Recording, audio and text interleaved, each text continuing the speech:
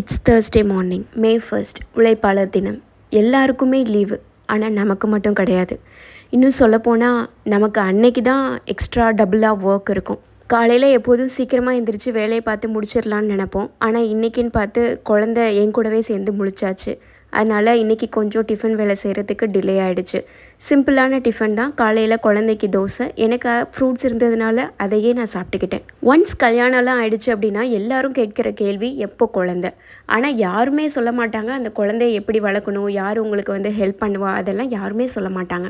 என்னோட குழந்தைய குளிக்க வைக்கிறது, சாப்பிட வைக்கிறது எல்லாமே நானே மட்டும்தான் பார்த்துப்பேன். இந்த ஃபங்க்ஷனுக்குலாம் போகும்போது, வெளியில் நம்ம எங்கேயாவது போகும்போது எப்போ குழந்தை, எப்போ அடுத்த குழந்தைன்னு கேட்குறவங்க யாருமே நமக்கு ஹெல்ப் பண்ண மாட்டாங்க. ஆரம்பத்தில் ஐயோ நம்ம இதெல்லாம் எப்படி பண்ண போகிறோம் அப்படின்னு யோசித்தேன். இப்போது நான் எப்படி பண்ணுறேன் அப்படின்னு மற்றவங்க யோசிக்கிற அளவுக்கு நான் இப்போ எல்லாத்தையுமே கற்றுக்கிட்டு நல்லா பண்ண ஆரம்பிச்சிட்டேன். நம்ம லைஃபாக இருந்தாலும், பேரண்டிங்காக இருந்தாலும், அல்லது ஃபினான்ஷியலாக நம்ம யாரையாவது டிபெண்ட் பண்ணி இருந்தோன்னா அது நமக்கும் சரி, நம்ம குழந்தைங்களுக்கும் சரி நல்லதே கிடையாது. So B independent.